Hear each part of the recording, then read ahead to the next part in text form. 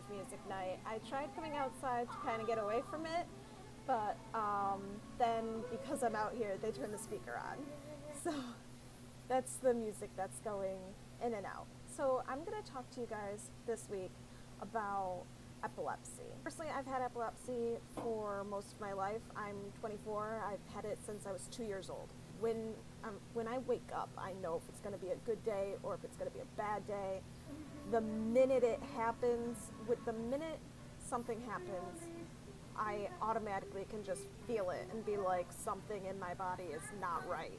When you have epilepsy, you have coping mechanisms, of course, but because of all of the stress it puts on you as a person, from when I've looked up epilepsy and different studies and everything, I have found that actually a lot of epilepsy students have mood disorders. How epilepsy reroutes everything in your brain and the chemicals it takes, it just kind of like, it almost creates a mood disorder. And then for a lot of mood disorders, particularly bipolar disorder, which is what I have, I will make a video about that as well.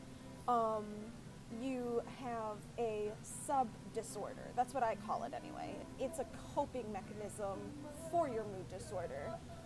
With bipolar disorder, I get anxious real easily, and in order to make myself feel better, I kind of organize things. I make sure everything's right, and I do things a certain way, and all that stuff. Because of that, I have OCD.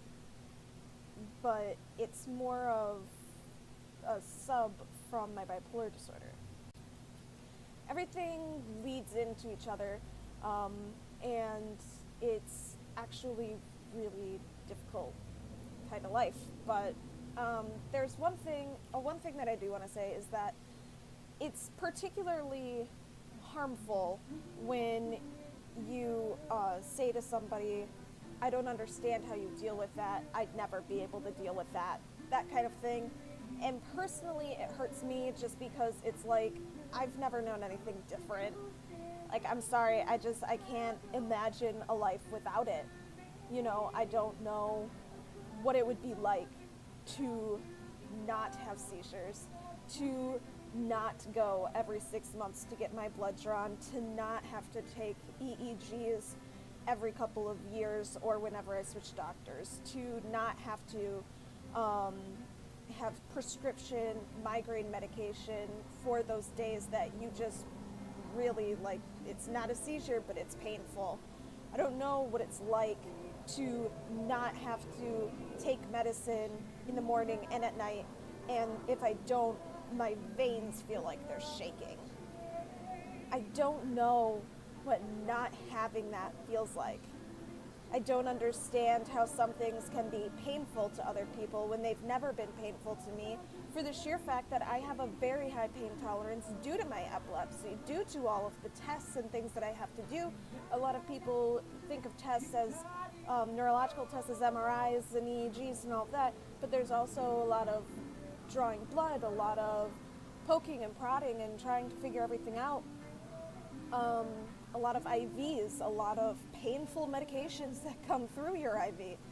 It's just all it can be very painful tests. And for some reason, over the years, I just built up a tolerance. I don't feel it anymore. My level 10 is anybody else's unimaginable because it's off of their scale.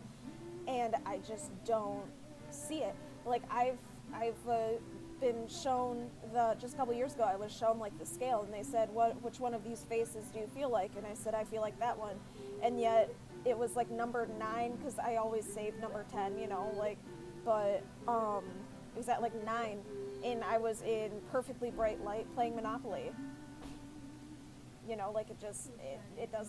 doesn't faze me. It hurts, and I can feel the pain. But I have such a tolerance for it that it didn't bother me. It was just yeah, it hurts. Well, gotta go on with my day. Because having an invisible illness is especially difficult, such as epilepsy, bipolar, MS, what's another one? Fibromyalgia. ALS, it's all invisible and you just can't see those things. And so you just kind of have to learn to deal with the pain and then move on with your day. It's almost like people believe that it's not real. And that particularly sucks. But now that I've told you all of my emotions and opinions and all that other stuff, I am going to tell you what epilepsy is, what a seizure is, and what to do if you see somebody having a seizure. So epilepsy is basically a disorder where the brain is somehow wrong, and so when the brain doesn't know what to do, it has a seizure. Seizures, in that aspect, are reset buttons. If the body doesn't know what's happening, it doesn't comprehend something, it doesn't know what's going on, it says, I don't know what to do about this. You know what I should do? I can do a hard reboot of this lovely computer that I'm running. Reset. Seizure. That's what it is. Your brain doesn't understand what's going on. All of your brain and your body don't understand. That's what all of the triggers are. You know if something's a trigger, if it's something that your brain cannot comprehend. Not having enough sleep. Your brain can't comprehend everything the way it would if you had been sleeping. Seizure. Bright flashing lights. Your brain can't keep up with everything the way that everybody else's can. Seizure. It's too hot. Heat. Your body doesn't understand how to comprehend all of that heat that's coming in. Seizure. Stress. All of those hormones, adrenaline, and that goes along with caffeine, like all of that stuff. Suddenly, your brain can't comprehend it all. Seizure. It's all those kinds of something that your body can't comprehend can cause a seizure. There are always some entertaining kind of, okay, so last thing, if you see someone having a seizure, the main thing you can do, I have a lovely acronym called CARE. C, call 911. A, ask remedial questions. If you know the person, you know things that they like, ask things. I'm a Trekkie. I was having a seizure once and somebody asked me what color Spock's blood was. Like, it's something that I know automatically. What color is the Klingon's blood? All this other shit. But if you don't know the person, day, what month is it?